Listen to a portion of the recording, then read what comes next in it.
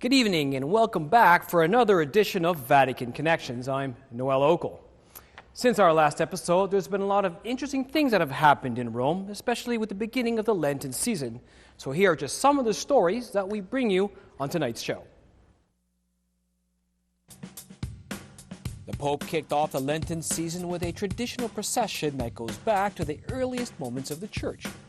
Do you remember the story of the $1 Million Vegan Challenge that offered the Pope $1 million to a charity of his choice if he went vegan for a Lent? Well, the Vatican responded to that. The leaders of the Mormon Church of the Latter-day Saints were in Rome for a very specific reason. Details on that story later on the show. And finally tonight, the annual Vatican Yearbook is out, and it has some interesting statistics about the state of the Catholic Church in the world today. Is the Catholic Church growing or in a decline? I'll have all that and more coming up on Vatican Connections next, so be sure to stay tuned.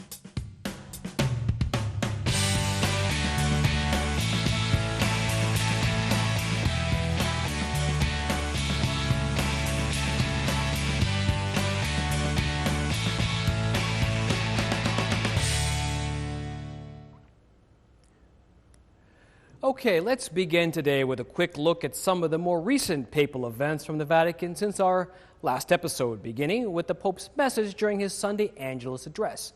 And from the balcony of his study on Sunday, the Holy Father greeted the faithful that gathered at St. Peter's Square, and before reciting the Marian prayer, he reflected on the day's gospel, which recounts the temptation of Christ in the desert. The three temptations that Jesus faced, the Pope said, indicates the three paths that the world always proposes, promising great success. The devil always begins with our natural and legitimate needs, he explained, in order to push us to believe that we can find fulfillment without God. The second temptation is the prospect of becoming powerful, which the Pope describes as the path of human glory. And the third temptation is where the devil urges Jesus to cast himself down from the tower just to have God save him. This is what the Pope describes as the usage of God for one's own advantage. And in light of all this, the Pope offered this one piece of advice. When facing temptations, Christians should always follow Jesus' example by not engaging in fruitless discussions or trying to reason with the father of lies. All these temptations, the Pope said, separates us from God because they are the work of Satan and are just illusions that promise success and happiness. The Holy Father concluded his reflection by inviting the faithful to take full advantage of Lent by purifying themselves with prayer and fasting in order to experience the consoling presence of God in our life.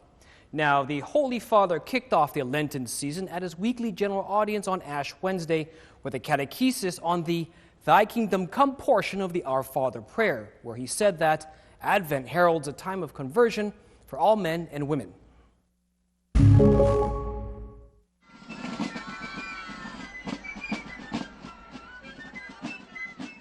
Venga il tuo regno, ripete con insistenza il cristiano quando prega il Padre nostro.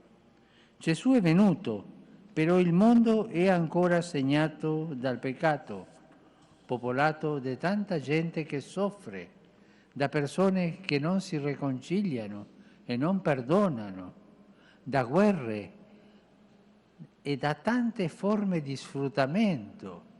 Pensiamo alla tratta dei bambini, per un esempio, no?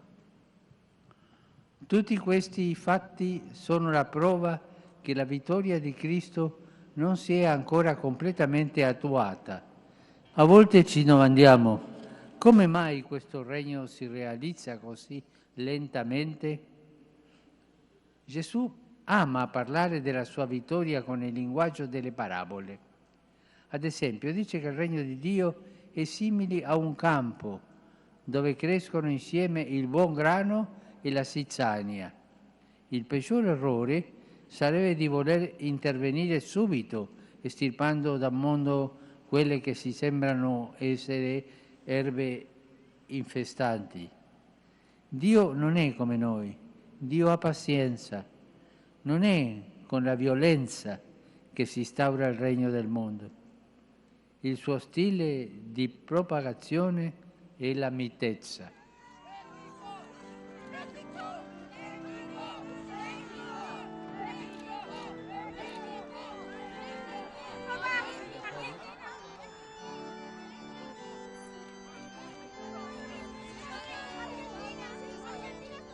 And continuing with his Lenten kickoff season, the Pope later that day joined a short Ash Wednesday procession that follows a long-standing local tradition that goes back to the earliest centuries of the Church. The Holy Father led a penitential procession from the Basilica of San Anselmo to the Basilica of Santa Sabina in Rome. After prayers at San Anselmo, the procession began with the singing of the Litany of the Saints, invoking the assistance of all the martyrs and the saints for the 40 days ahead.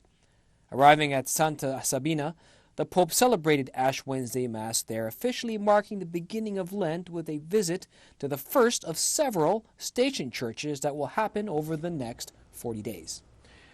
During the Ash Wednesday celebration, it was Cardinal Joseph Tomko who sprinkled ashes on the Pope's head before the Pope himself distributed ashes to those present. During his homily, the Holy Father said that, marked with ashes, the Christians set off on a Lenten journey where they strive to leave behind everything that will turn to dust. And CNS brings you the summary.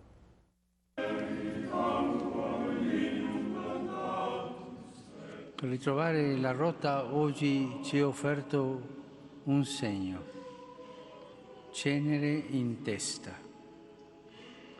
È un segno che ci fa pensare a che cosa abbiamo in testa. I nostri pensieri inseguono spesso cose passeggere che vanno e vengono. Il lieve estratto di cenere che riceveremo è per dirci con delicatezza e verità di tante cose che hai per la testa, dietro di cui ogni giorno corri e ti affanni, non resterà nulla.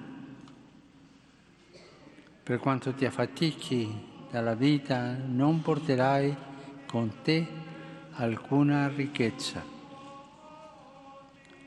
Le realtà terrene svaniscono come polvere al vento. I beni sono provvisori, il potere passa, il successo tramonta. La cultura dell'apparenza, oggi dominante, che induce a vivere per le cose che passano, è un grande inganno, perché è come una fiammata, una volta finita, resta solo che cenere. La Quaresima è il tempo per liberarci dall'illusione di vivere inseguendo la polvere. La Quaresima è riscoprire che siamo fatti per il fuoco che sempre arde, non per la cenere che subito si spegne. Per Dio, non per il mondo. Per l'eternità del cielo, non per l'inganno della terra. Per la libertà dei figli, non per la schiavitù delle cose. Possiamo chiederci oggi: da che parte sto? Vivo per il fuoco o per la cenere? Now, this ancient tradition of visiting station churches goes back approximately to the 4th century, when it became a yearly event for the Pope to visit a church in every part of Rome during Lent to celebrate Mass with the faithful of his diocese. And by the 6th century, it was St. Pope Gregory the Great who established the current order of the Station of Churches. That begins with the Basilica of Santa Sabina, where the house of the martyr once stood in the 2nd century and where her relics now reside. Now, interestingly, you may have noticed that when the Pope received and distributed ashes, it was sprinkled on the top of his head rather than drawn in the sign of a cross on his forehead, like what we're used to seeing here in North America. Now, this struck me as rather odd, only because I only assumed that this rite was purposely done to leave a black ashen mark on the forehead, symbolizing repentance. Let's have a look at the footage again. Okay, so what we're seeing here is the Pope receiving ashes last Wednesday from Cardinal Joseph Tomko, who is the titular cardinal of the Basilica. But rather than having cross drawn on his forehead, leaving a black ashen mark, the ashes are sprinkled on top of his head. And now what you see is not only is the Holy Father distributing ashes that same way, but the clergy attending to the congregation is doing so in the same fashion. Now, is that just a Vatican thing? found that the practice of sprinkling ashes on the crown of the head is typically done in Europe and other Middle Eastern countries, as it recalls the biblical method of wearing sackcloth and putting ashes on the head as a sign of penance. It seems that it's only the predominantly English-speaking countries that penitents are marked on their forehead with a visible sign of cross of the ash. Apparently, much of Italy and other Romance language countries don't add water or oil to the ashes and impose it on the penitent in its dry form. So it seems for now that, at least in the Catholic Church, the manner of imposing ashes on Ash Wednesday largely depends on local customs, since no fixed rule has ever been laid down by the Vatican.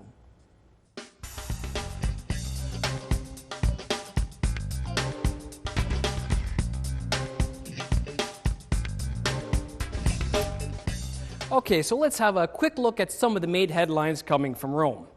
Last week, the Pope's new monthly prayer intention video was released, and for the month of March, the focus of the Pope's prayer is for Christian communities, especially those being persecuted, that they may feel close to Christ and have their rights respected.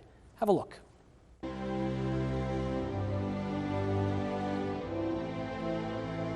Quizás nos cueste creerlo, pero hoy hay más mártires que en los primeros siglos. Son perseguidos porque a esta sociedad le dicen la verdad y anuncian a Jesucristo. Esto sucede especialmente allí donde la libertad religiosa todavía no está garantizada. Pero también en países que en la teoría y en los papeles tutelan la libertad y los derechos humanos. Recemos para que las comunidades cristianas, en especial aquellas que son perseguidas, sientan la cercanía de Cristo y tengan sus derechos reconocidos. Now, do you remember the story of the multi-million-dollar vegan challenge back in February that asked the Pope to participate in go vegan for Lent?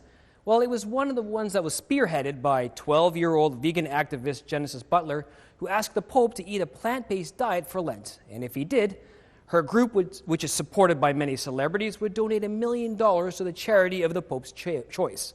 Here's the original ask. We're asking Pope Francis to go vegan for Lent.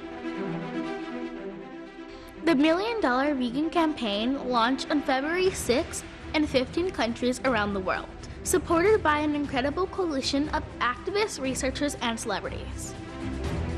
We're asking for Pope Francis' help to protect our planet by drawing attention to the devastating impact of animal agriculture. If he agrees to go plant-based, we'll give $1 million to the charity of his choice. Farming animals for food has a greater impact on global warming than the fuel emissions from every car, bus, train, ship, and plane on the planet combined. Animal agriculture is also a leading driver of deforestation and biodiversity loss and causes immense suffering to billions of animals. In his 2015 encyclical letter, Laudato Si', Pope Francis spoke about caring for our planet and animals. By going plant-based for Lent, he would be leading the way to a more sustainable planet. Join us and fight climate change with diet change. Well, the Pope responded back to the little girl with a letter thanking her for writing to him and encouraging her in her concern for the planet. And while he offered his prayers to her, he didn't comment about her original offer. The letter from the Pope, delivered from the Vatican Assessor for General Affairs, Monsignor Paolo Borgia, said, His Holiness Pope Francis has received your letter, and he has asked me to thank you. He appreciates the concern about the care for the world, our common home, which prompted you to write to him. The Holy Father will continue to remember you in his prayer, and he sends you his blessing. The letter was signed by Father Paolo on the Pope's behalf. Now, at the start of the Lenten season, Genesis recorded a new message for the Pope, responding directly to his letter to let him know that her offer is still on the table, and now is requesting that the two meet for a vegan lunch during the Church's Advent season. Have a look. Dear Pope Francis, thank you so much for replying to my letter, and thank you so much for your blessings. I would love to know if you will meet for a vegan dinner with me so that we can discuss the important issues of protecting our planet. Thank you so much. Now, at this point, there's no word on whether or not the Holy Father will take the young activist on her offer, but I'll let you know if there's any further developments in the story.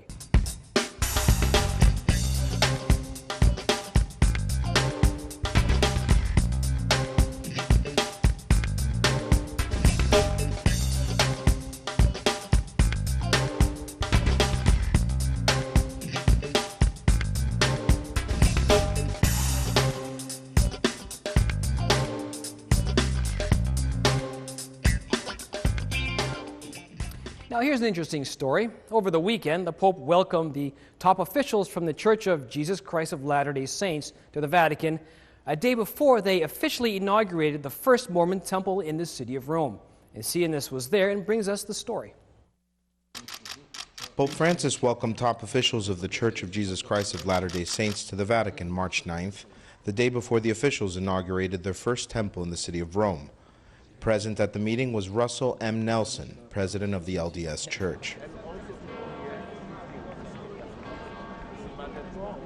We talked about our mutual concern for the people who suffer throughout the world. We want to relieve human suffering.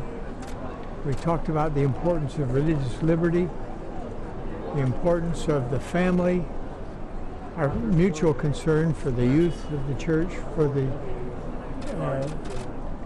for the secularization of the world, and the need for people to come to God and worship Him, pray to Him, and have the stability that faith in Jesus Christ will bring to their lives.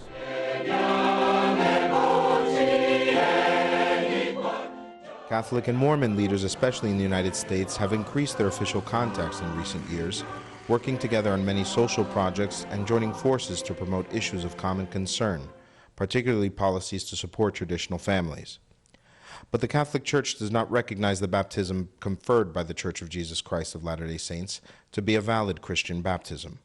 While the Mormon baptismal rite refers to the Father, Son, and Holy Spirit, Mormon beliefs about the identity of the three persons is so different from Catholic and mainline Christian belief that one cannot even consider this doctrine to be a heresy arising from a false understanding of Christian doctrine, a 2001 ruling on the matter explained. And although there's been an increased collaboration on many projects between the leaders of the Catholic and Mormon Church over the years, the Mormon Church is not actually a Christian denomination, which is a surprise to so many. Allison Kenny is standing by with some interesting facts about the Mormon Church. Hi, Allison. Hi, Noel. Thanks. When it comes to matters of charity, the Mormon Church, or to use the denomination's full name, the Church of Jesus Christ of the Latter-day Saints, and Catholics have relatively harmonious views. But in matters of doctrine, the two churches are really very different. Mormons consider themselves to be Christians, and their church takes the position that it is a restoration of true Christianity, purifying and perfecting the basis of the Christian faith. Mormonism was founded by an American man named Joseph Smith, beginning in the 1820s or 30s. Smith claimed that Jesus Christ was restoring his church through both direct revelations to him by an angel and through new scriptures like the Book of Mormon. So naturally, the Mormon canon of sacred writings differs from that of mainline Christianity. While it does feature the Old Testament and the Protestant version of the books of the New Testament, it also includes other writings. You can see why differences between our churches are really quite vast when you examine our distinct views on God Himself. This is the main reason why, like you said, Noel, Mormon baptism isn't considered valid by the Catholic Church. Mormonism is actually a polytheistic religion, meaning they believe that there are many gods, and in their view, the Father, Son, and Holy Spirit are three separate gods. Now, this is in direct opposition to the Catholic doctrine of the one God who has a Trinitarian nature. And that's essentially why, while Mormon baptism uses the same words of baptism as Christian churches do, they aren't signifying assent to the same essential beliefs of Christianity through that ritual. And so, Mormon baptism is ultimately not considered to be a valid one. Some other major differences between the two denominations related to baptism are that Mormons don't believe in original sin. and they hold that Christ did not institute baptism. Our churches do hold many similar beliefs, though, in areas of morals and ethics, like the importance of the family and valuing the care of creation. And so, as Pope Francis showed us this past week, there are still areas where fruitful dialogue and fellowship can take place between Mormons and Catholics. Thanks, Noel. Back to you. Thanks again, Allison. And finally tonight, the 2019 Pontifical Yearbook, also known as the Annuario Pontifico, was published, and it shows some rather fascinating statistics about the Vatican and the Catholic Church today. According to the official Pontifical Yearbook for the year 2018, the number of priests and the number of candidates are in a decline for the first time in 10 years. The number of bishops, permanent deacons, lay missionaries, and catechists all have increased, while the percentage of Catholics in the world have remained steady. And by the end of 2017, the worldwide Catholic population was steadily growing and exceeded 1.3 billion, which is about 17.7% of the world's population. And where is that growth happening, you wonder? Well, according to the book, the number of Catholics has increased in every continent. Growth in Africa and in the Americas have kept pace with their respective regions' population growth. Asia, however, showed a 1.5% increase in the number of Catholics as the region's populations grew less than 1%. And there's so much more in the book, including a number of candidates for priesthood in 2017, number of Catholic weddings, baptisms, and etc. Now, if you're interested, the yearbook is available on the website, vaticanum.com. And that is our show for this week. If you have any questions that you'd like answered here on the show, drop us a line on the Salt and Light Facebook page or on my Twitter handle listed below. I'm Noel Okel. Thank you for joining us, and we will see you again next week here on Vatican Connections.